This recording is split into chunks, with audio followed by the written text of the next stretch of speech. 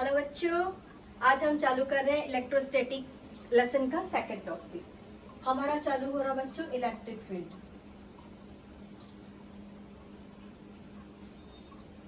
हमारा लेसन 1 है। First topic हम कोलम्ब बिलोंग कर चुके, जो हमको इस लेसन में बार बार रिपीट करना है, जो बार बार हर जगह से आना ही आना है। अभी हम जो इलेक्ट्रिक फील्ड पढ़ रहे हैं ये कोलम्ब लॉ पर ही डिपेंड कर रहा है। कोलम्ब लॉ की वजह से ही इलेक्ट्रिक फील्ड को हमको स्टडी करना है। That is the one reason.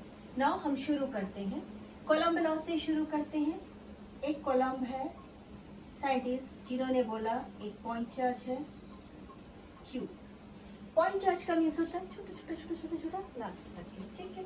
उसके बाद उसने बोला सेकंड पॉइंट चार्ज है, मैं इसे स्मॉल q से ले रही हूँ, पहले हम कैपिटल Q से लिए थे, ठीक है।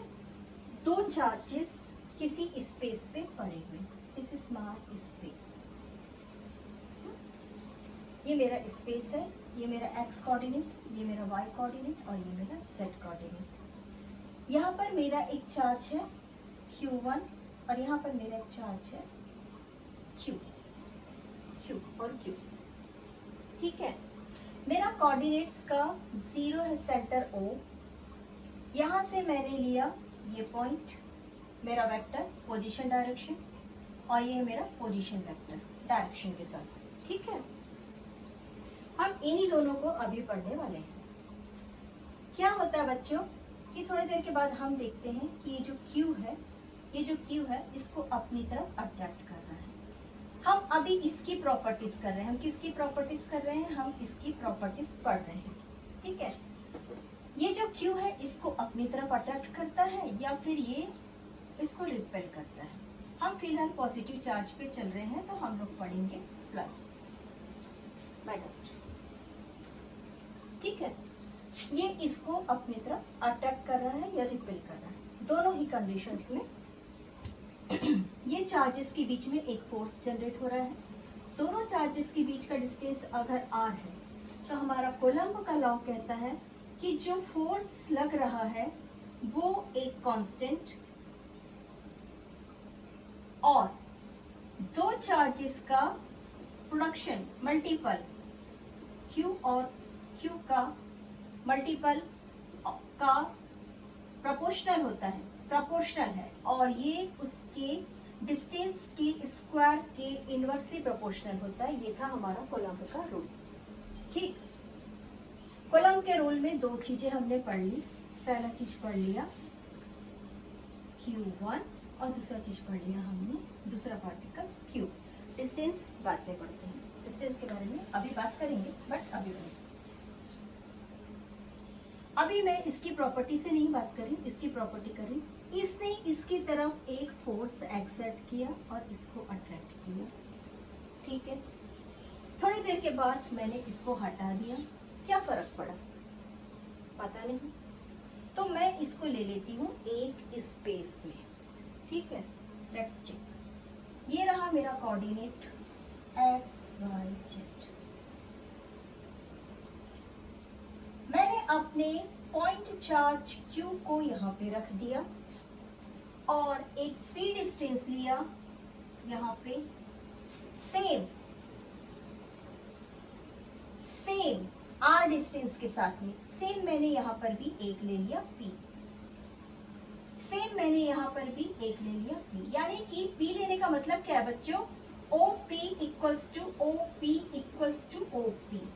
मैंने यहाँ पे रखा एक Q चार्ज और मैं देखती हूँ कि मेरा ये जो Q है, मेरा जो सोर्स पार्टिकल्स है, मैं अभी आप लोगों को सोर्स और टेस्ट चार्ज का डेफिनेशन कराती हूँ, बट अभी मैं इसको बता रही हूँ। जो बेसिक ये वाला चार्ज पॉइंट चार्ज जो इसको अपनी तरफ अट्रैक्ट करता है उसको हम बोलते हैं सोर्स चार्ज। हम डेफिनेशन करेंगे बच्चों इसके एक्सप्लेनेशन के बाद, ठीक है। और जो इसके फोर्स को एक्सपीरियंस करता है बोलिए, या टेस्ट करता है, टेस्ट अभी बता रही हूं, उसको हम बोलते हैं टेस्ट चार्ज, ठीक है। अब इसको मत लीजिए, Q को अभी नहीं लेते हैं। हमने एक point charge, single point charge को हमारे सेंटर में रख दिया, स्पेस के सेंटर में रख दिया। मेरे सेंटर का नाम था O, ठीक। मैंने यहाँ पे अपना Q चार्ज को रख दिया। जैसे ही मैं यहाँ पर अपना Q दूसरा चार्ज लेकर आती हूँ, ये तुरंत इसको अपनी तरफ अट्रैक्ट करता है। मैं इसको हटा देती हूँ, मैं यहाँ पे Q चार्ज लाती हूँ, ये इसको अट्रैक्ट करता है, मैं इसको हटा देती हूँ, मैं यहाँ पर Q चार्ज लाती हूँ, ये इसको अट्रैक्ट करता है। इसका मीनिंग्स क्या निकला? इसका मीनिंग क्या निकला? इसका मीनिंग ये निकला कि Q ने अपने चारों तरफ एक एटमॉस्फेयर बना दिया है कि भाई कोई भी चार्ज पार्टिकल्स आ जाए, अगर उसका डिफरेंस R है तो मैं उसको अट्रैक्ट करूंगा। ये जो एटमॉस्फेयर उसने क्रिएट किया है, that is known as electric field of Q, not the electric field of this Q, not the electric field of position vector. Position vector का तो सवाल ही नहीं उठता। तो हम अभी जो पढ़ने जा रहे हैं वो ये जो Q अपने चारों तरफ जो इलेक्ट्रिक फील्ड जनरेट करेगा, हम उसको उसके डेफिनेशन करेंगे इलेक्ट्रिक फील्ड का। हम साथ में सोर्स चार्ज और टेस्ट चार्ज का डेफिनेशन कर लेते हैं और हम इसके फॉर्मूला का डेरिवेशन करेंगे। बाद में हम जब इलेक्ट्रिक फील्ड को डिस्कस करेंगे तो इलेक्ट्रिक फील्ड का डायमेंशन भी पढ़ेंगे।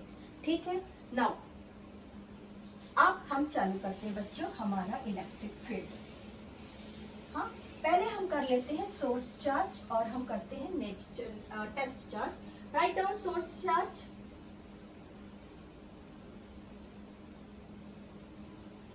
मैं डायरेक्ट ही क्यू लिख रही हूं बच्चों, ठीक है। The charge Q which produce electric field known as source charge।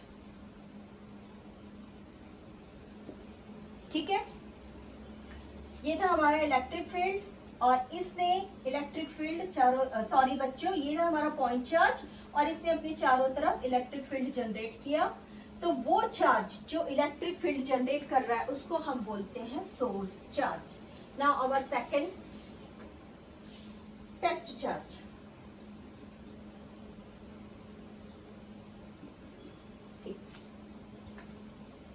जैसे ही मैंने अपने कोऑर्डिनेट्स में एक P पॉइंट लिया, जैसे मैंने अपने कोऑर्डिनेट्स में एक P पॉइंट लिया और वहां पे लाकर एक चार्ज Q रख दिया, तो जो मेरा कैपिटल Q चार्ज था, ये जो चारों तरफ इलेक्ट्रिक फील्ड जनरेट करके रखा था और ये जो मेरा पोजीशन वेक्टर था, ये जो मेरा पोजीशन वेक्टर था, जब तक स्मॉल Q रिएक्शन नहीं देगा, जब तक स्मॉल Q रिएक्शन नहीं देगा तब तक के आप लोग को पता नहीं चलेगा कि कैपिटल Q ने एक फील्ड तैयार किया हुआ है। हो सकता है ये न्यूट्रल हो, अगर ये न्यूट्रल है तो Q तो रिएक्शन देगा ही नहीं, ये Q का तो कोई रिएक्शन का सवाल ही नहीं उठता। इट मीन्स ये Q चार्ज था और ये जो पता कर रहा है भाई तुम कौन हो, पॉजिटिव हो कि नेगेटिव हो। अगर मैं पॉजिटिव हूं तो रिपल्शन मिलेगा और अगर मैं नेगेटिव हूं उस कंडीशन में, अगर तुम पॉजिटिव हो तो अट्रैक्शन मिलेगा। तो ये कौन है, ये तो आके पता कर रहा है, टेस्ट कर रहा है तुमको। तो नेचुरली इस चार्ज को हम बोलेंगे test charge. Write down the charge Q which test the effect of the source charge is known as test charge। चलिए, ये रहा हमारा सोर्स चार्ज और टेस्ट चार्ज। हम Q और Q पढ़ रहे थे, ये हमारा जानना जरूरी था कि किसको क्या कहते हैं। आप लोगों ने लिख लिया आई होप। हम चालू करते हैं इलेक्ट्रिक फील्ड के डेफिनेशन से। फर्स्ट ऑफ ऑल हम इलेक्ट्रिक फील्ड का डेफिनेशन करते हैं।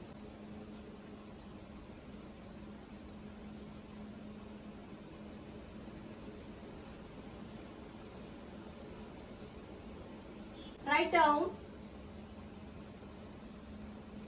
the electric field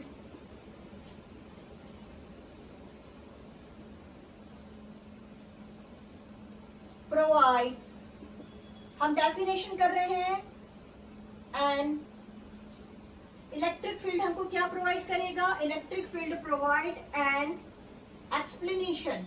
किसके बारे में बता रहा है बच्चों? Explanation of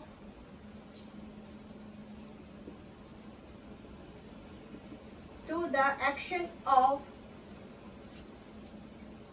at a distance when two charges are placed near at each other. Electric field वो चीज है जो हमको ये बता रहा है कि दो चार्जेस अगर आजू बाजू में रखे जाएंगे तो उनके बीच में कैसा एक्शन रहेगा, ये हमको इलेक्ट्रिक फील्ड बता रहा है. Now write down it's definition. ठीक है, डेफिनेशन हम लिख रहे हैं. डेफिनेशन है, right down the electrical field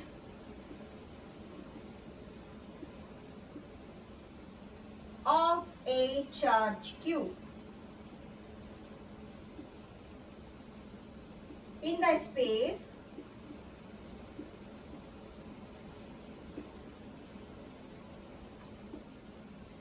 property by virtue of which the charge modifies the space around itself. ये रहा हमारा इलेक्ट्रिक फील्ड का एक इंट्रोडक्शन और ये रहा हमारा डेफिनेशन. नाउ एक चार्ज Q है और मैंने एक दूसरा चार्ज टेस्ट चार्ज Q लेकर आया. इसने इसको अपनी तरफ अट्रैक्ट किया. यहाँ पर मेरा पोजीशन वेक्टर R था. ये जो Q चार्ज है ये अपने चारों तरफ एक स्पेस क्रिएट करता है. ये एक स्पेस की प्रॉपर्टी बताता है जिससे ये जहां पर है वहां के सारे चीजों को अपने अकॉर्डिंगली मॉडिफाइज कर लेता है. This is the electric field. ये अपने अकॉर्डिंग उस स्पेस की सारी चीजों को मॉडिफाइज कर लेता है.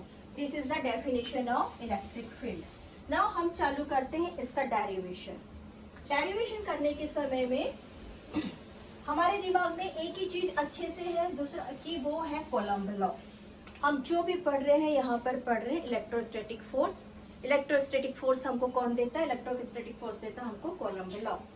अब हम वापस से अपने कोऑर्डिनेट पे आ जाते हैं. This is our z coordinate, this is our y coordinate and this is our x coordinate. ठीक है, अब क्या होता है कि मैंने यहाँ पर एक पॉइंट O लिया है, एक पॉइंट चार्ज Q लिया है और मेरा सेंटर O है. मैं सेंटर को यहाँ लिखती हूँ. ठीक, कभी भी हम जब किसी चीज को डेराइव करने जाते हैं तो हमारा जो एक्सप्लेनेशन है उसमें जो चीज गिवन है उसको जरूर लिखिए. तो हम लिखना चालू करते हैं. Consider a point charge. First point, consider a point charge.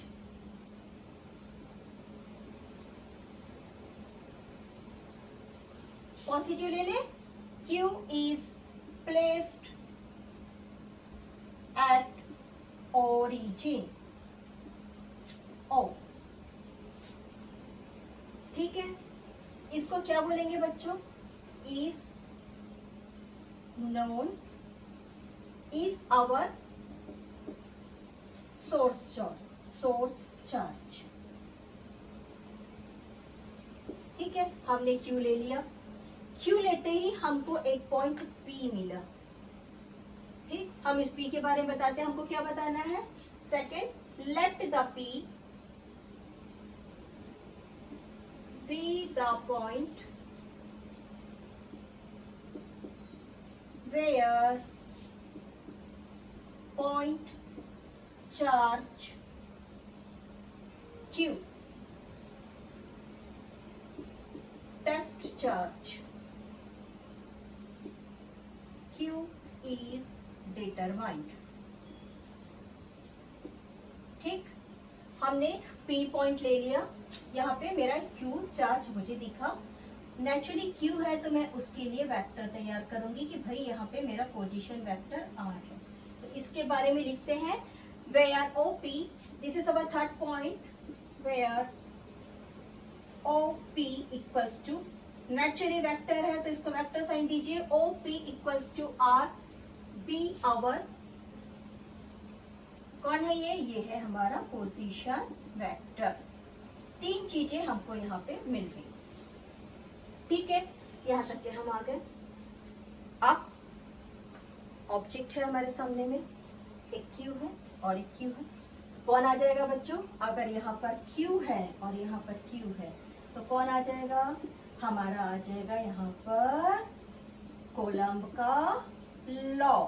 ठीक, तो हम आ जाते हैं अपने फोर्थ पॉइंट में, according to Coulomb law. According to Coulomb law, force है, फोर्स पढ़ रहे हैं, electrostatic force equals to K constant that is 4 pi sin of naught 0 multiplied our first charge, our second charge divided by square of the distance। ठीक है, ये रहा हमारा according to Coulomb law. अब यहाँ पे काम कौन कर रहा है? काम कर रहा है Q। ठीक, अगर चलो एक चीज और कर लेते हैं, अगर मान लो मैं अपने इस Q को हटा देती हूँ, मैंने इस Q को हटा दिया, कहीं भी नहीं, मैंने इस Q को हटा ही दिया। जब मैंने इस Q को हटा दिया तो इस Q की इंपॉर्टेंस क्या है? इस Q की कोई इंपॉर्टेंस नहीं है। मेरे Q को हटाने के बाद इस Q की कोई इंपॉर्टेंस नहीं है। बट अगर वापस से कहीं पे Q आ गया तो वापस से ये इसकी इंपॉर्टेंस हो गई। इट मीन्स Q क्या जनरेट कर रहा है? Q जनरेट कर रहा है इलेक्ट्रिक फील्ड Q, और दूसरा जो है सोर्स जो है वो अपना, तो जैसे सन अपनी लाइट देता रहता है वैसे ही हमारा जो सोर्स टेस्ट है, सोर्स चार्ज है, वो भी इलेक्ट्रिक फील्ड तो जनरेट कर चुका है। तो अब हम इसके इलेक्ट्रिक फील्ड के बारे में बात करते हैं। तो क्या लिखेंगे बच्चों? हमारा फिफ्थ पॉइंट लिखेंगे कि इस कंडीशंस में, इन कंडीशंस में, at this condition the electric field created by Q at this condition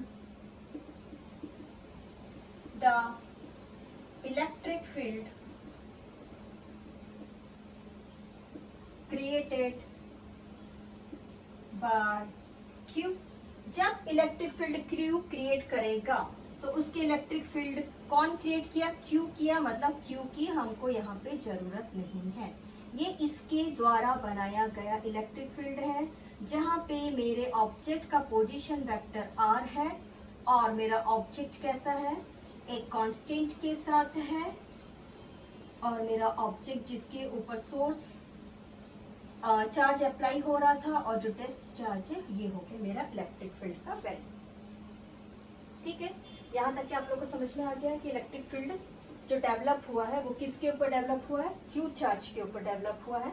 वो Q को इलेक्ट्रिक फील्ड जो है Q चार्ज के ऊपर डेवलप हुआ है, जहाँ पे पोजीशन वेक्टर का स्क्वायर R है और यहाँ पे हमारा यूनिट वेक्टर फंक्शन करेगा। नेचुरली वेक्टर का काम हो रहा है तो यूनिट वेक्टर को वहां पे रहना ही है।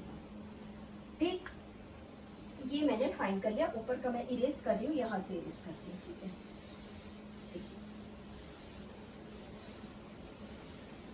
अब आप लोग मुझे बताइए कि हम ये फॉर्मूला को देख रहे हैं। ठीक, क्या ये इलेक्ट्रिक फील्ड सिर्फ इसी के पास जा रहा था? क्या ये इलेक्ट्रिक फील्ड सिर्फ इसी के पास जा रहा था जो P में था, या यहाँ भी जा रहा था, या यहाँ पे भी जा रहा था? अगर मेरा वेक्टर R इक्वल है, अगर मेरा वेक्टर R इक्वल है, तो मेरा जो Q चार्ज है वो सराउंडिंग में इक्वल डिस्टेंस के साथ इक्वल इंटेंसिटी वाला इलेक्ट्रिक फील्ड जनरेट करेगा। तो मुझे ये बताना पड़ेगा कि अगर मेरा R, पोजीशन R इक्वल्स है अलग अलग पॉइंट्स के लिए, तो मेरी जो इलेक्ट्रिक फील्ड की इंटेंसिटी है वो इक्वल रहेगी और वो इस फॉर्मूला से पता चल रहा है। तो my next point, I think this is my 6th point. ठीक है, आप लोग को समझ में आ रहा है मैं क्या बोल रही हूँ? यहाँ से जो इलेक्ट्रिक फील्ड जनरेट हुआ है वो इस P, इस डायरेक्शन में भी अगर कोई एक चार्ज है तो उसके लिए भी सेम इंटेंसिटी रखेगा। तो हम अपना लास्ट पॉइंट लिख रहे हैं, this formula specify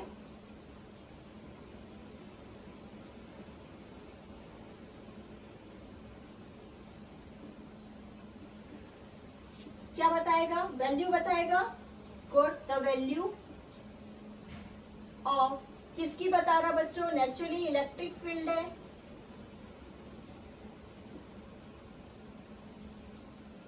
this formula specifies the value of electric field for each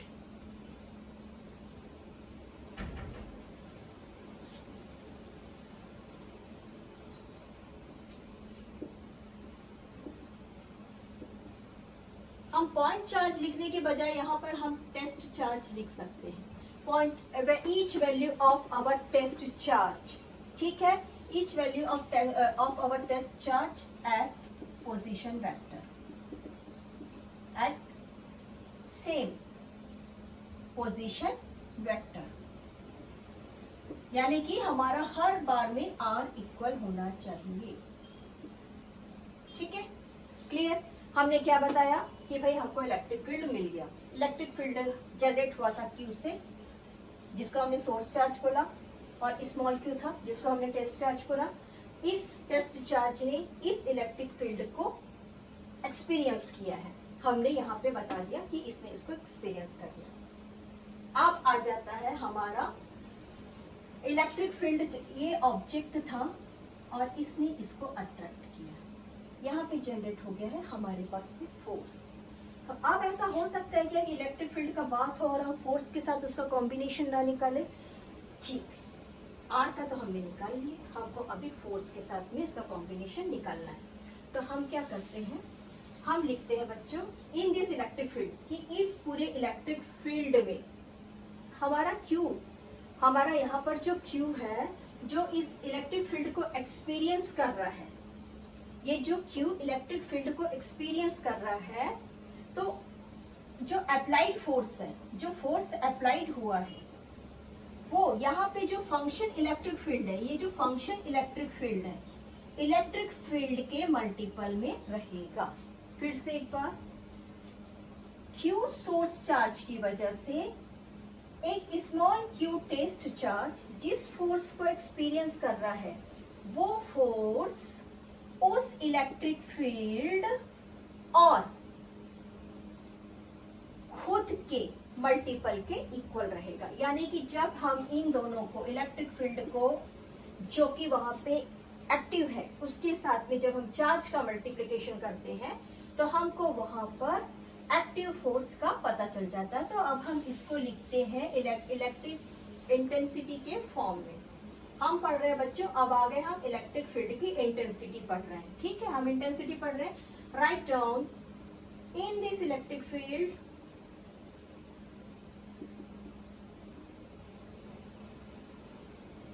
Q experiences a force of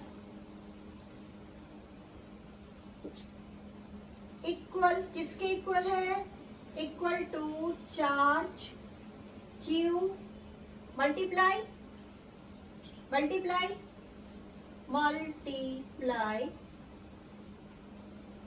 bye the electric field. ठीक है, मैं इसको डायरेक्ट लिख देती हूँ भाई, मेरा फैक्टर काम कर रहा है तो R साथ में रहेगा पोजीशन वेक्टर, और मुझे पता है ये मेरा इलेक्ट्रिक, ये मेरा चार्ज है और ये मेरा इलेक्ट्रिक फील्ड है जो पोजीशन वेक्टर में है। That is my formula. ठीक, अब इसको इरेज कर देती हूँ। This is my basic formula. अब मुझे इलेक्ट्रिक फील्ड की इंटेंसिटी को बाहर ही रखना पड़ेगा, तो now I experienced upon, I write it in this form of this, जहाँ पे अगर R फंक्शन कर रहा है वो यहाँ तक क्लियर? ये हो गया आपका डेरिवेशन, डेराइव्ड। आपने क्या डराइव किया बच्चों? आपने डराइव किया electrical field intensity, electrical field का फॉर्मूला। ये यहाँ पे खत्म नहीं होता है। अब हम आते हैं इसके नेक्स्ट इसमें। आई होप आप लोगों ने लिख लिया। I am erasing just it.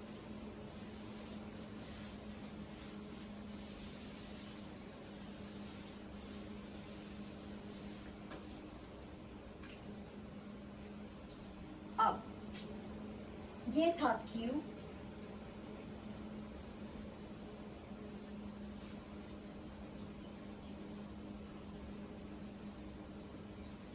ये था मेरा पोजीशन वेक्टर R, और ये था Q। ये था।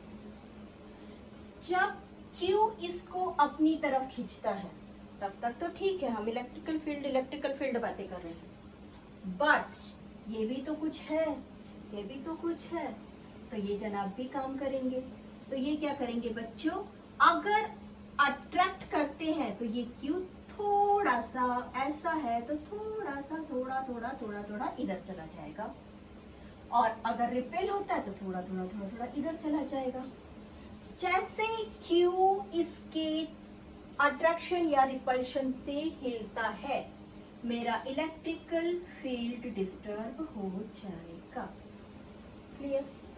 फिर से एक बार, Q जब तक फोर्स लगा रहा था हम इलेक्ट्रिक फील्ड पढ़ रहे थे, पर जैसे ही मेरा टेस्ट चार्ज, सोर्स चार्ज ये, जैसे ही मेरे टेस्ट चार्ज ने अपना फोर्स दिखाया, मेरा सोर्स चार्ज जगह से हिल गया, और ये अगर हिल गया तो इलेक्ट्रिकल फील्ड की हो गई, व्हाट बोलते हैं, ठीक। तो हम उस कंडीशन में क्या करते हैं, हम जो अपने Q की वैल्यू है उसको टूवर्ड्स जीरो ले जाते हैं, और जब हम किसी की वैल्यू को टूवर्ड्स जीरो ले जाते हैं और इससे ज्यादा जब हम टूवर्ड्स इसकी वैल्यू को जीरो ले जाते हैं तो हम इसको क्या बोलते हैं बच्चों? हम इसको बोलते हैं लिमिट। ठीक, हम इसको बोलते हैं लिमिट। तो अब जो हमारा फॉर्मूला था हम इसको लेके जाते हैं लिमिट्स की तरफ। Write down now Q will also exert a force. ठीक, now due to interaction Q will move from its place. Place बोलिए या स्पेस बोलिए, जो भी बोलिए, हम स्पेस पढ़ रहे हैं बच्चों, हम प्लेस बोलेंगे, ठीक है, हम बोलते हैं प्लेस, ठीक है। Q अपनी जगह से हिल जाएगा। जैसे ही Q अपनी जगह से हिला तो हमारा क्या हो जाएगा? इलेक्ट्रिकल फील्ड डिस्टर्ब हो जाएगा। तो हम क्या करते हैं? To way out this difficulty,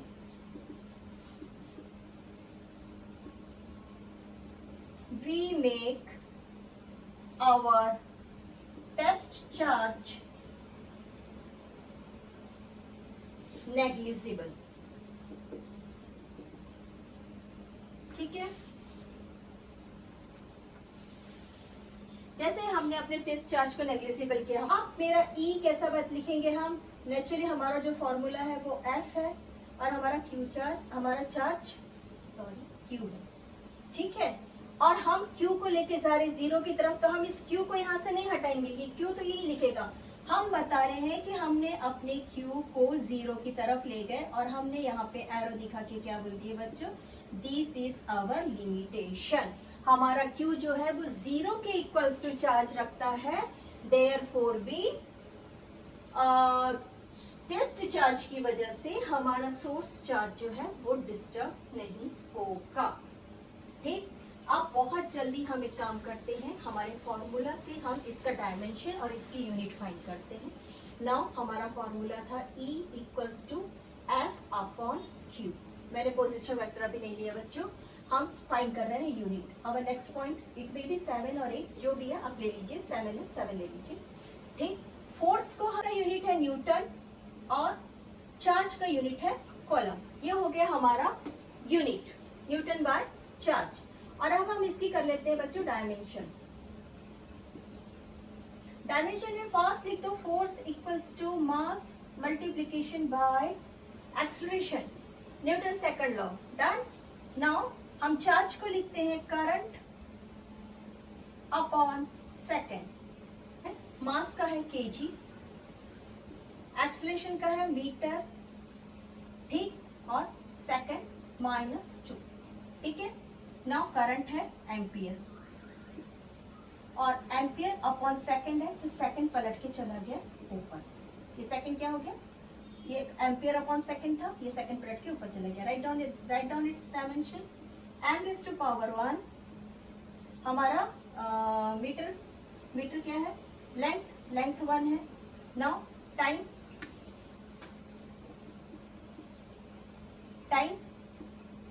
t -2, और ये भी ऊपर चला गया, दैट इज -3, और ये हो गया एम्पियर -1। ये रहा हमारा डायमेंशन। Okay, done.